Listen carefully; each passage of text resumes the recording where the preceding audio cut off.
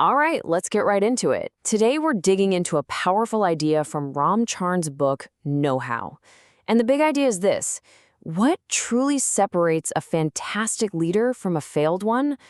Well, it isn't just about charisma or some grand vision.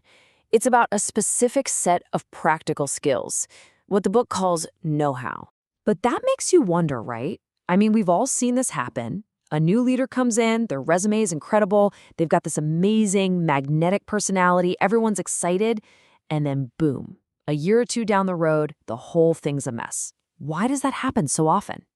To figure that out, let's start with a bit of a cautionary tale. This is the story of a leader who, on the surface, seemed to have everything, but was missing the one ingredient that really, truly mattered. So, let's call our guy Nick. He gets brought in to rescue a company that's in serious trouble. It had lost its top spot in the industry and was just bleeding cash. And the board, they were absolutely convinced they'd found their savior. And you can totally see why. On paper, the guy was the whole package. He was a phenomenal communicator, had this commanding presence. You know the type. He was a visionary, full of energy and confidence. The press loved him. Employees were fired up by his big speeches. Everything looked perfect. But here's the thing. Inspiration in a great speech, that's like a sugar rush. It feels good for a minute, but it can only take you so far. And pretty soon, the day-to-day reality of actually running the business started to show some major cracks. And it all came down to a lack of know-how. It was like a domino effect. Nick hired people who, kind of like him, looked great but had never really done the nitty-gritty work. They launched this big, bold pricing strategy that completely backfired, leaving them with mountains of unsold products. The cash just evaporated. And before they knew it, the company was bankrupt. And the source just nails it with this quote. It says, the board was beguiled by form and didn't search for substance.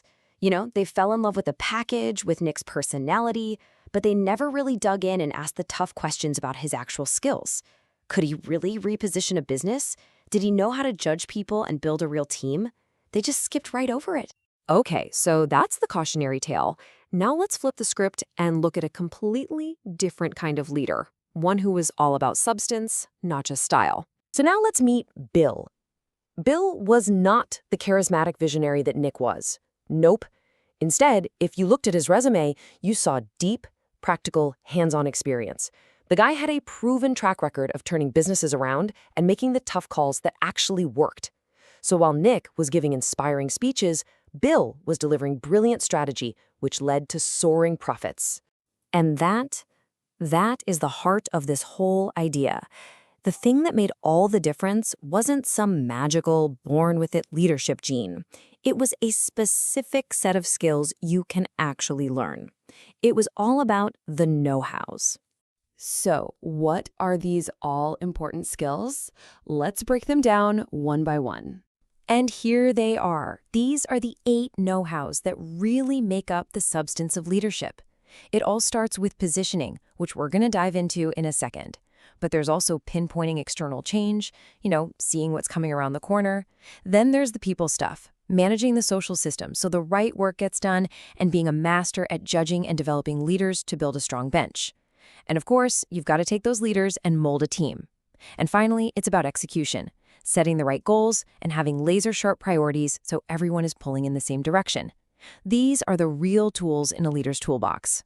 Now, while all 8 of these are absolutely critical, the author argues that one of them is first among equals.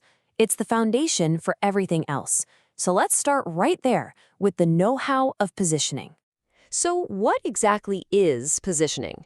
Well, think of it as finding that single, crystal-clear idea for your business. What are you really all about? What do you offer that people actually want? And how does it make money? It's your North Star. Let's make this super simple. Just think about Walmart and Target. You walk into either store and you know exactly what you're going to get. Walmart's position is rock solid, the lowest possible prices, period. Target's position, good prices, but for stuff that's a little more stylish, a little better quality. See? 2 very clear, very different, and very successful positions in the exact same market. Okay, but what happens if you get this wrong? What if your big idea is kind of fuzzy? Or worse, it's constantly changing? Well, just look at poor Blockbuster. I mean, they were constantly flailing around, trying to reposition themselves.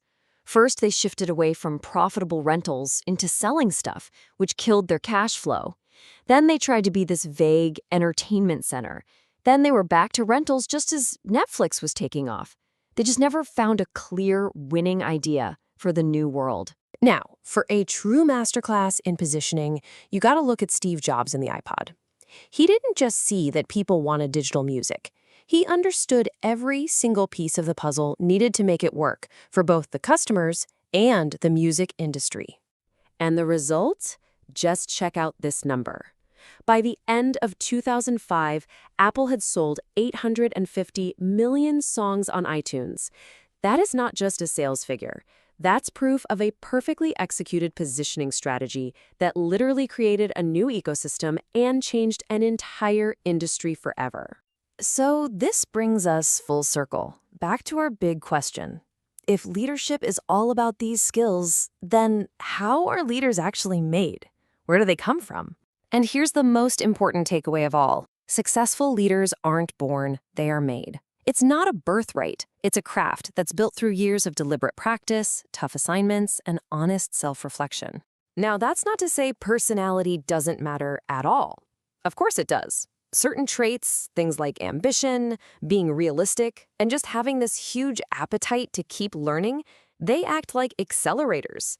They're the fuel that helps you develop and apply those 8 know-hows way more effectively. At the end of the day, it really all boils down to this: your ability to have lasting success as a leader. It doesn't depend on your charisma. It depends on your dedication to cultivating and practicing these essential skills. That's it. That's how leaders are made. So as we wrap this up, the question for you isn't if you can be a better leader. The real question is, when you look at this framework of essential skills, which know-how are you going to start working on first?